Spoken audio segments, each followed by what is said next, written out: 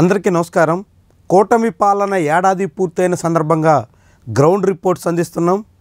ఏ నియోజకవర్గాల్లో ఎవరి పరిస్థితి ఎలా ఉంది అన్న దాని మీద విస్తృతంగా క్షేత్రస్థాయిలో సమాచారం సేకరించి మీకు అందించే ప్రయత్నం చేస్తున్నాం. ఈ వీడియోల మీద మీ అభిప్రాయం తెలియజేయండి. దాంతోపాటుగా ఇప్పటివరకు ఛానల్ని సబ్స్క్రైబ్ చేయకపోయి ఉంటే తక్షణమే ఛానల్ సబ్స్క్రైబ్ కూడా చేయండి. ఈరోజు మనం శ్రీకాకుళం జిల్లా పరిధిలో ఉన్నటువంటి 7 అసెంబ్లీ నియోజకవర్గాల్లో ఇప్పుడున్న పరిస్థితి ఎట్లా ఉంది అన్న దాని మీద చూస్తే మొదట ఇచ్చాపురం సహజంగానే తెలుగుదేశం పార్టీకి కంచుకోట లాంటి నియోజకవర్గం.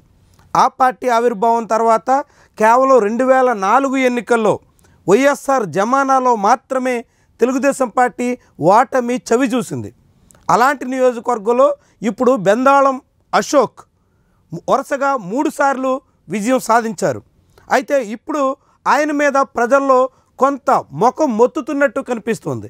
ఇటీవల కాలంలో ఆయన వ్యవహార శైలిలో చాలా పెద్ద మార్పు వచ్చింది అనేటువంటి అభిప్రాయం తెలుగుదేశం పార్టీలోని బెందాళం అశోక్ వ్యతిరేకుల్లో మొదలైంది. ఇది మరింత పెరిగేలా కనిపిస్తోంది. తొలి ఏడాదే స్థానిక ఎమ్మెల్యే తీరు మీద మొదలైనటువంటి అసంతృప్తి తెలుగుదేశం పార్టీకి ఇచ్చాపురంలో కొంత సమస్యగా మారేదానికి అవకాశం ఉంటుంది. అయితే ఎన్నికలకి ఇంకా చాలా గడువు ఉంది కాబట్టి తెలుగుదేశం పార్టీకి ప్రారంభం నుంచి గట్టి పునాదులు ఉన్నటువంటి నియోజకవర్గం కాబట్టి దాన్ని అన్నింటినీ సరిచేసుకునే అవకాశం ఉంటుంది.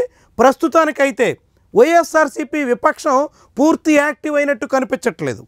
అక్కడ ప్రియా విజయ మొన్నటి ఎన్నికల్లో జడ్పీ చైర్మన్గా ఉన్నటువంటి నాయకురాలు బరిలో దిగారు. కానీ ఆమె పెద్దగా ప్రభావితం చేయలేకపోయారు. సామాజికంగా బలమైనటువంటి పట్టు ఉన్నప్పటికీ వైఎస్ఆర్సీపీలోని అన్ని వర్గాలు ఆమెకి సహకరించకపోవడం ప్రధానమైనటువంటి ఇబ్బందిగా మారింది. తెలుగుదేశం పార్టీకి సాంప్రదాయంగా ఉన్నటువంటి ఓటింగ్ని ఛేదించడం కూడా కష్టమయ్యింది. ఇలాంటి అనేక కారణాలతో వైఎస్ఆర్సీపీ ఓటమి పాలైన తర్వాత మరోసారి డీలా పడినట్టు కనిపించింది. ఇప్పటికీ ఆ పార్టీ ఇచ్చాపురంలో పూర్తిగా కోలుకోలేదు. దాంతో తెలుగుదేశం పార్టీ పూర్తిగా సేఫ్ జోన్లోనే ఉన్నట్టుగా చెప్పొచ్చు.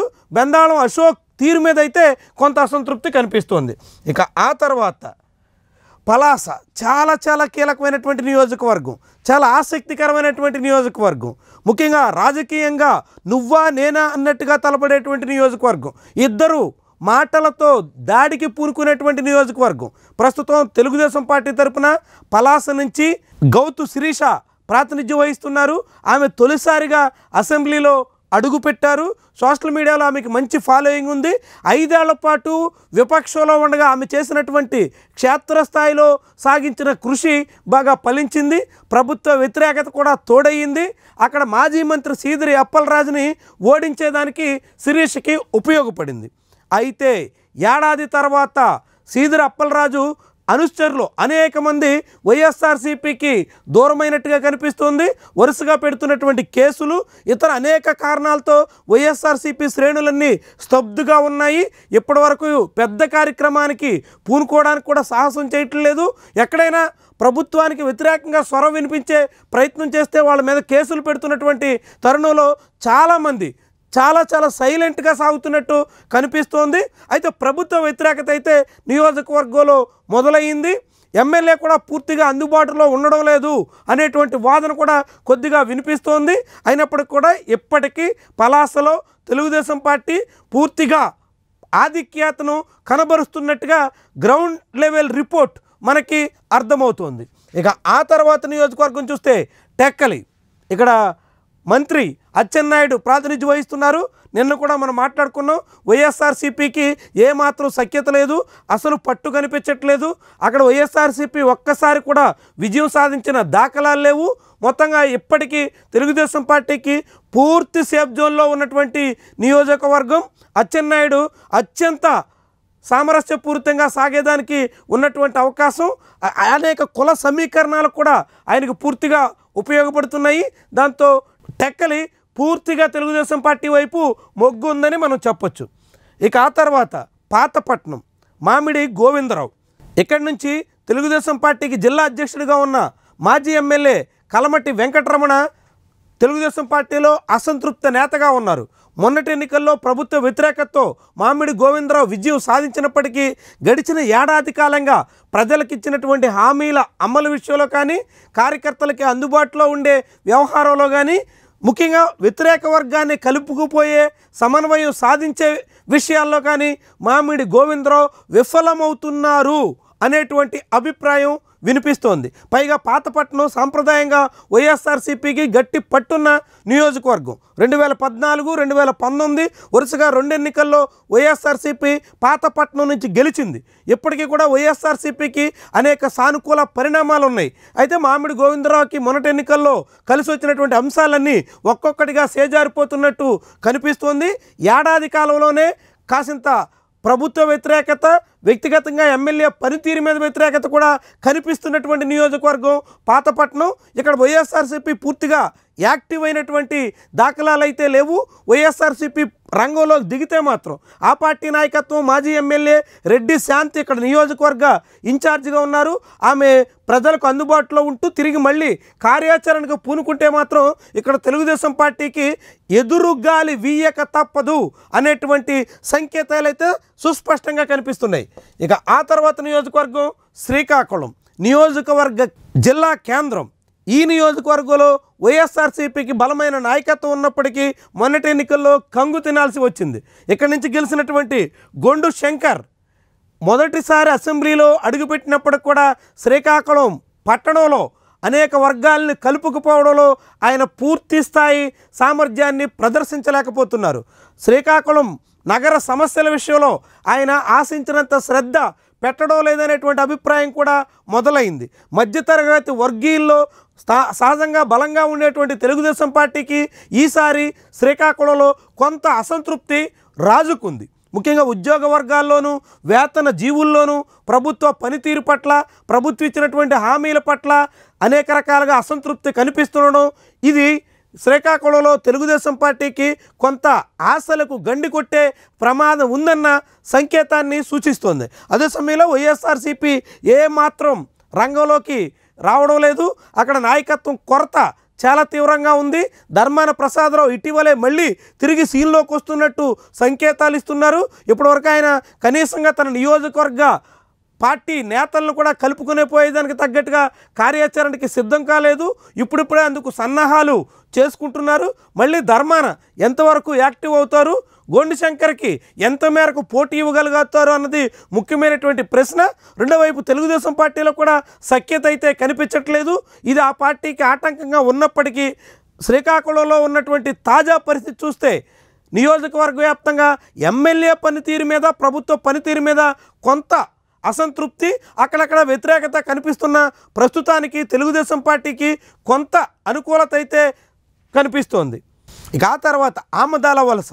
ఇక్కడ నుంచి కోన రవికుమార్ సీనియర్ ఎమ్మెల్యే ప్రాతినిధ్యం వహిస్తున్నారు. ఆయన మీద తెలుగుదేశం పార్టీలోనే అసంతృప్తి మొదలైపోయింది. ఆయనకు వ్యతిరేకంగానే తెలుగుదేశం పార్టీ కార్యకర్తలు బయటకు వచ్చి స్వరం విప్పుతున్నారు. ఏకంగా కలెక్టర్ కార్యాలయంలోనే ఫిర్యాదులు చేసేదాకా వెళుతున్నారు. ఇలాంటి అనేక కారణాలతో కోన రవికుమార్కి ఎదురుగాలి తప్పదనే అభిప్రాయం బలపడుతుంది. మరొకవైపు రైతుల్లోనూ, స్థానికంగా ఉన్నటువంటి అనేక గ్రామీణ ప్రాంతాల్లో ప్రజల్లోనూ కూడా ప్రభుత్వ తీరు ఏమాత్రం సంతృప్తినివ్వటం లేదు. దాంతో ఇక్కడ ఆముదాల వలసలో ఎమ్మెల్యే కోన రవికుమార్ ఎదురుగాలికి ఇబ్బంది పడక తప్పని పరిస్థితి మొదలైపోతుంది. అదే సమయంలో అక్కడి నుంచి గతంలో ప్రాతినిధ్యం వహించినటువంటి ఆంధ్రప్రదేశ్ అసెంబ్లీ మాజీ స్పీకర్ తమ్మినేని సీతారాం పెద్దగా యాక్టివ్గా కనిపించట్లేదు. ఆయన నియోజకవర్గం మీద పెద్దగా శ్రద్ధ పెట్టినటువంటి దాఖలాలు లేవనేటువంటి అభిప్రాయం వైఎస్ఆర్సీపీ శ్రేణుల్లో కూడా ఉంది. దీన్ని సరిచేసుకుని నియోజకవర్గంలో మళ్ళీ చేజారిపోయినటువంటి వర్గాలన్నింటినీ దగ్గరికి చేర్చుకోగలిగితే ఇక్కడ వైఎస్ఆర్సీపీ పుంజుకోవడానికి ఆస్కారం అయితే కనిపిస్తోంది. ముఖ్యంగా అటు ఇసుక, ఇటు మైనింగ్ దందాలు యథేచ్ఛగా సాగుతున్నటువంటి తరుణంలో ప్రజల్లో ప్రభుత్వ వ్యతిరేకత స్పష్టంగా కనిపిస్తోంది. ఇది కోన రవికుమార్కి భవిష్యత్తులో సమస్యగా మారేదానికి అవకాశం ఉంటుంది. మరి ఆయన సరి చేసుకుంటారా, లేకుంటే ప్రభుత్వ వ్యతిరేకతను చవి చూస్తారా అన్నది చూడాలి. ఇక తర్వాత నరసన్నపేట నుంచి బగ్గు రమణమూర్తి సీనియర్ నాయకుడు ప్రాతినిధ్యం వహిస్తున్నారు. ఇక్కడ ధర్మాన కృష్ణదాస్ మాజీ డిప్యూటీ సీఎం వైఎస్ఆర్సీపీ ఇన్ఛార్జిగా ఉన్నారు.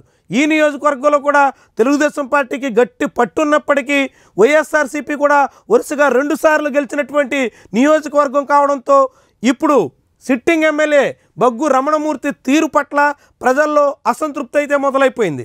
ప్రభుత్వ పనితీరు మీద కూడా ప్రజలు సంతృప్తి కనిపించట్లేదు. ముఖ్యంగా ప్రభుత్వ పథకాల అమల్లో జరుగుతున్నటువంటి జాప్యం చాలా వర్గాల్లో అసంతృప్తిని వెల్లడిస్తోంది. ఇలాంటి తరుణంలో ఈ నియోజకవర్గంలో బగ్గు రమణమూర్తి మీద వ్యతిరేకత, ప్రభుత్వం మీద వ్యతిరేకత రెండు కలిస్తే మాత్రం ఇక్కడ తెలుగుదేశం పార్టీకి చిక్కులు తెచ్చేదానికి ఆస్కారం ఉంటుంది. అదే సమయంలో ధర్మాన కృష్ణదాస్ తన వారసుడిని ప్రోత్సహించాలనేటువంటి ప్రయత్నంలో నియోజకవర్గంలో అందరినీ కలుపుకొని పోవడం మీద పెద్దగా శ్రద్ధ పెడుతున్నటువంటి పరిస్థితి లేదనే అభిప్రాయం ఉంది. మరి ఇప్పటికైనా పార్టీ అధికారం కోల్పోయి ఏడాది గడిచిన తర్వాత తిరిగి గాడిలో పెట్టే ప్రయత్నం చేస్తారా? ఉత్సాహంగా ముందుకు కదులుతారా? ఏ మేరకు ప్రభుత్వం మీద అదేవిధంగా ఎమ్మెల్యే పనితీరు మీద మొదలైనటువంటి అసంతృప్తిని సొమ్ము చేసుకుంటారు అన్నది వైఎస్ఆర్సీపీ భౌతవ్యాన్ని ఇక్కడ చూపిస్తుంది. అయితే ప్రస్తుతానికి మాత్రం నరసన్నపేటలో తెలుగుదేశం అసంతృప్తికి కాసింత గురవుతోంది. ఇది వైఎస్ఆర్సీపీకి అడ్వాంటేజ్గా మారేదానికి ఆస్కారం అయితే కనిపిస్తోంది. ఇది శ్రీకాకుళం జిల్లాలో ఉన్నటువంటి 7 అసెంబ్లీ నియోజకవర్గాల పరిస్థితి. మొత్తంగా చూస్తే ఇప్పటికీ ఆ జిల్లా పరిధిలో ఉన్నటువంటి 7 నియోజకవర్గాలకు గాను 3 చోట్ల తెలుగుదేశం పార్టీ స్పష్టమైనటువంటి ఆధిక్యతను ప్రదర్శిస్తోంది. 2 చోట్ల తీవ్రమైనటువంటి అసంతృప్తితోనూ వ్యతిరేకత దిశలోనూ సాగుతోంది. ఒక చోట మాత్రం ఆ పార్టీ ఇబ్బందికర పరిస్థితిని అయితే ఎదుర్కొంటుంది. దాన్ని వైఎస్ఆర్సీపీ ఎంత మేరకు వినియోగించుకుంటుంది అన్న దాని మీదే భవిష్యత్తు ఇక్కడ రాజకీయంగా నిర్ణయాత్మకం అవుతుంది.